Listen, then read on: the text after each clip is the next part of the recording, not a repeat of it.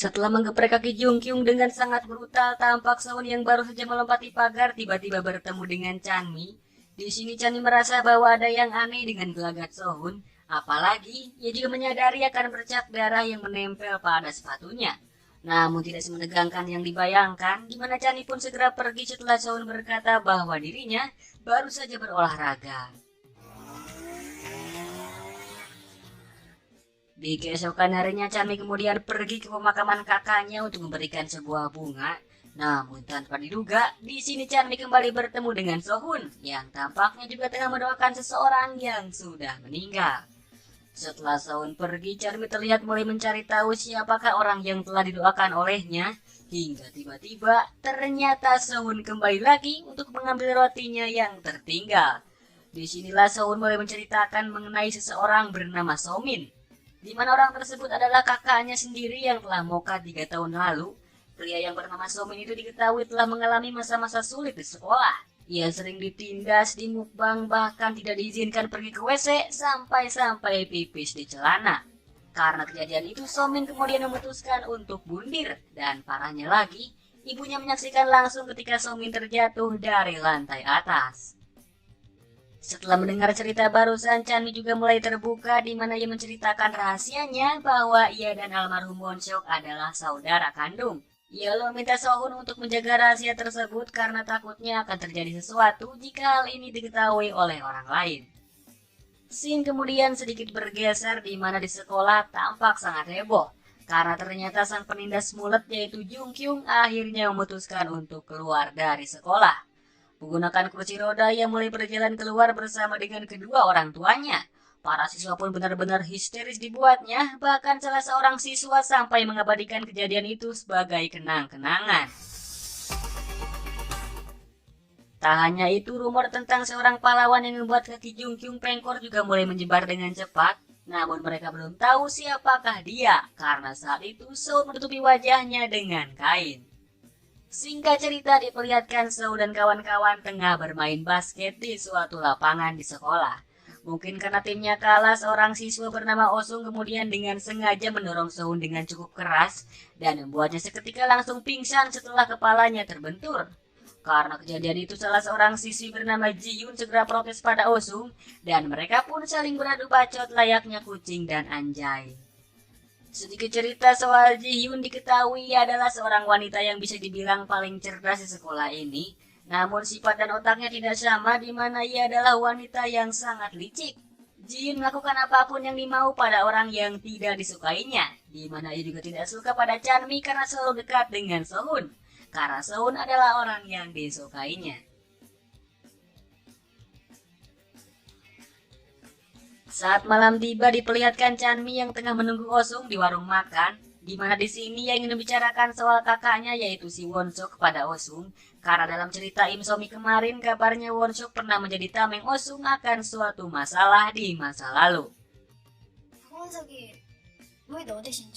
Namun di sini, setelah Chanmi berkata panjang lebar, Osung yang seperti memendam sesuatu ini lalu berkata bahwa Wonseok adalah orang baik dan ia cukup dekat dengannya. Chanmi pun dibuat heran karena menurut Somi kakaknya itu adalah tipikal cowok brengsek yang sering mengumbar rahasia orang. Dengan raut wajah sedih, Osung pun berkata bahwa dirinya tidak kuat untuk membicarakan masalah ini. Ia pun segera pergi begitu saja menggunakan taksi.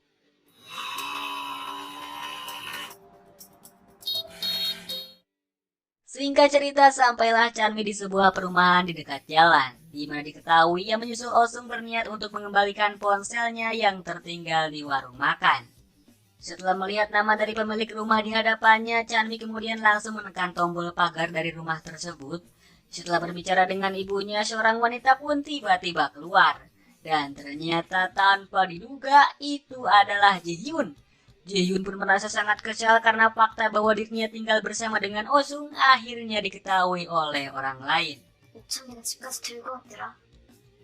Osung sendiri seketika langsung panik setelah Ji-Hyun mengabarkan bahwa Chanmi datang ke rumah ini untuk mengembalikan ponselnya yang tertinggal. Di satu sisi, Osung dan Ji-Hyun kabarnya adalah kakak beradik namun bukan saudara kandung. Atau lebih jelasnya, beberapa tahun lalu ayah dari Osung menikah dengan ibu dari Ji-Hyun. Di keesokan harinya ketika Chani baru saja sampai di parkiran, tiba-tiba dengan muka sumringah Osu menghampirinya, lalu mengucapkan terima kasih yang begitu besar akan kebaikan Chanmi yang telah mengembalikan ponselnya tadi malam. Namun ucapan terima kasih yang terkesan berlebihan itu sepertinya punya maksud tersendiri, di mana Osu kemudian meminta Chanmi supaya tidak membocorkan tentang apa yang dilihatnya semalam. Diceritakan kembali oleh Osung jika dirinya dan Jiun adalah kakak beradik, namun seperti yang terlihat mereka berdua tampak sangat tidak akrab, atau bisa dibilang bermusuhan di sekolah. Jadi pasti akan memalukan jika siswa lain tahu bahwa keduanya adalah kakak beradik yang tinggal serumah.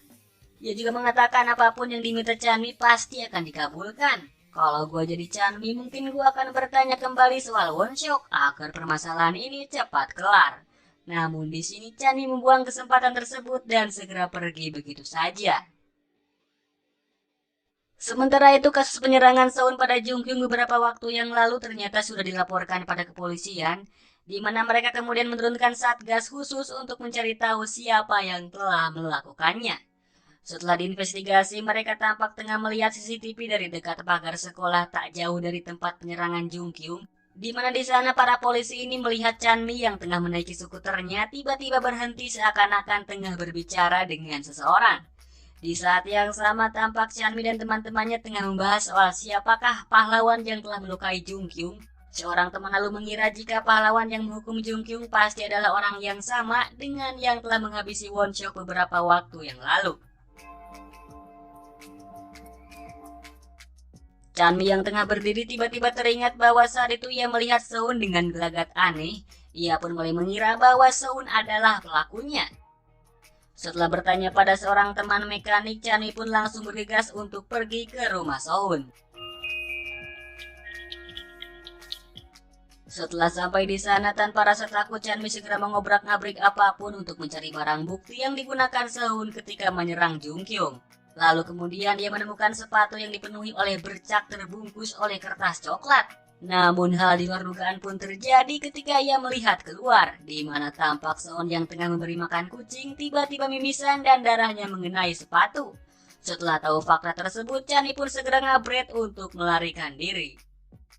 Ternyata pelarian yang dilakukan Chanmi telah diketahui oleh Sehun dan ia pun langsung panik setelah menyadari bahwa wanita itu telah mencuri sepatunya. Beberapa waktu kemudian polisi tampak tengah menginterogasi Chanmi akan kasus penyerangan yang dialami Jungkyung. Chanmi lalu menjelaskan panjang lebar bahwa memang benar jika wanita yang ada di dalam CCTV adalah dirinya. Dan ia juga mengatakan yang sejujurnya bahwa saat itu ia memberhentikan skuternya karena bertemu dengan seorang siswa bernama Sohun.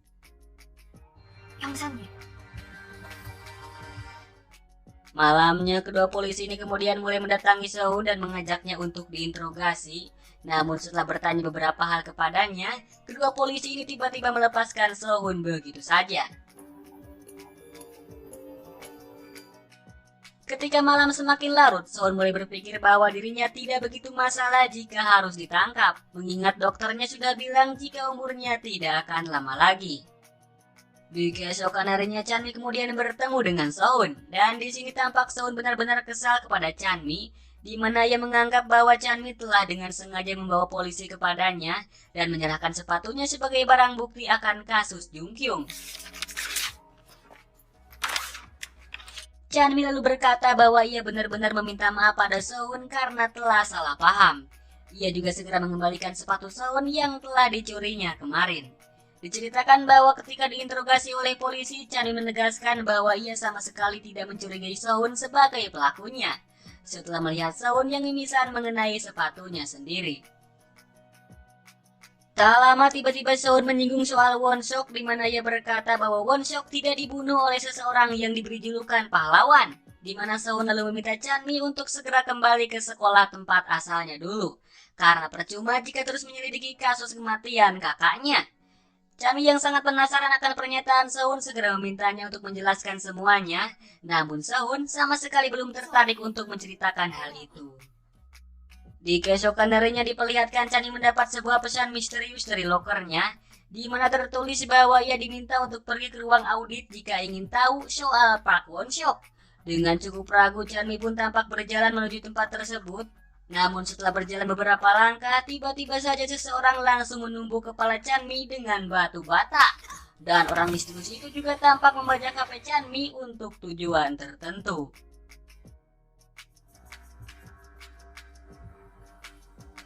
Singkat cerita, diperlihatkan Chanmi yang tiba-tiba saja sudah ada di rumah sakit. Rupanya Jaebum lah yang telah mengantarnya kemari. Diceritakan bahwa saat itu Jaebum yang tengah duduk di taman secara tak sengaja melihat Chanmi yang berjalan masuk ke ruang audit. Namun karena Chanmi tak kunjung keluar, ia pun segera menyusulnya dan mendapati Chanmi sudah dalam kondisi terkapar pingsan. Chanmi menganggap Jaebum adalah penyelamatnya, dan ia kemudian menjelaskan jika dirinya pingsan mungkin karena sangat lemas karena tidak sarapan pagi. Di sini ia tampaknya mulai berpikir untuk segera pulang ke rumah, mengingat jika menginap di rumah sakit pasti akan menelan biaya tambahan yang tidak sedikit. Namun tanpa diduga, Jaebum berkata bahwa soal administrasi tidak perlu dicemaskan, karena ternyata rumah sakit ini adalah milik keluarganya sendiri.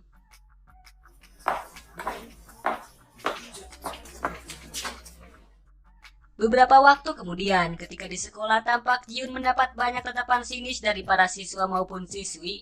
Rupanya tanpa diduga, seseorang telah mengedit foto Jiun menggunakan pakaian kurang bahan dan di-share ke seluruh penjuru kelas.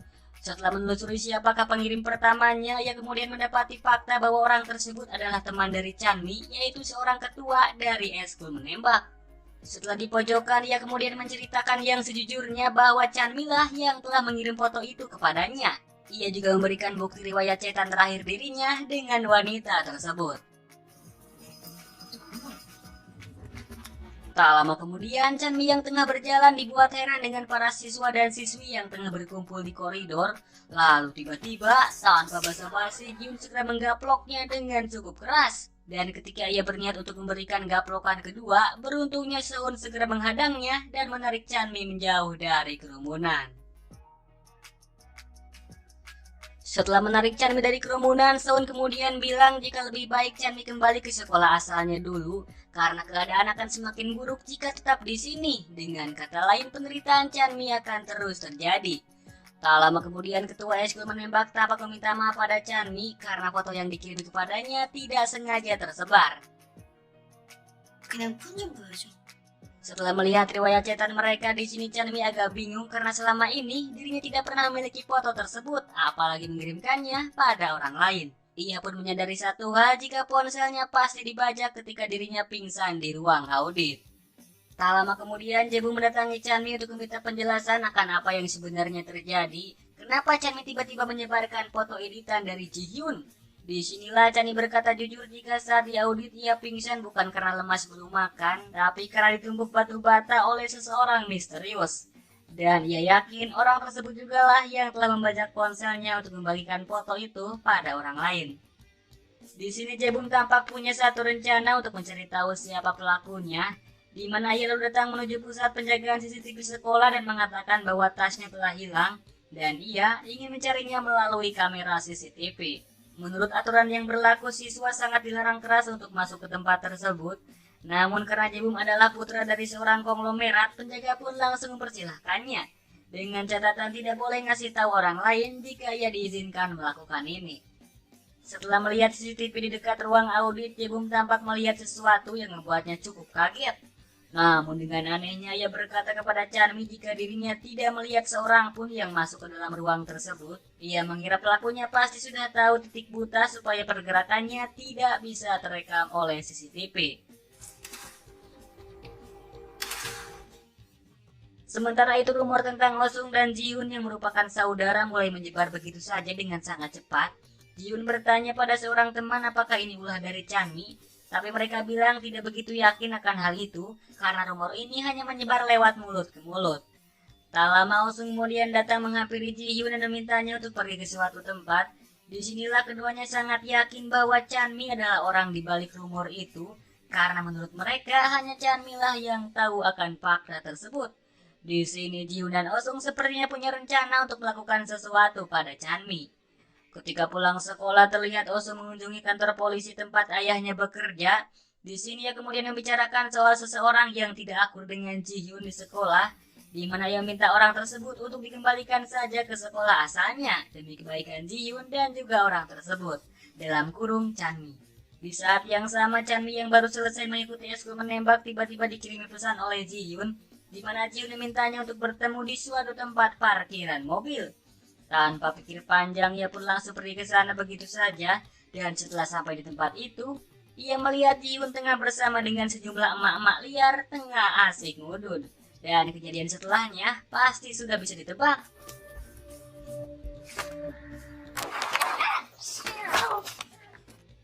Sehun yang melihat kejadian itu pun segera ngabret untuk menolong Chanmi. Namun sayangnya semuanya telah terjadi. Dan Chanmi tampak telah bonyok setelah dimukbang emak-emak liar suruhan Ji-hyun. Chanmi kemudian segera menaiki skuternya dan berjalan pergi begitu saja, tanpa menghiraukan Sehun yang datang berniat untuk menolongnya.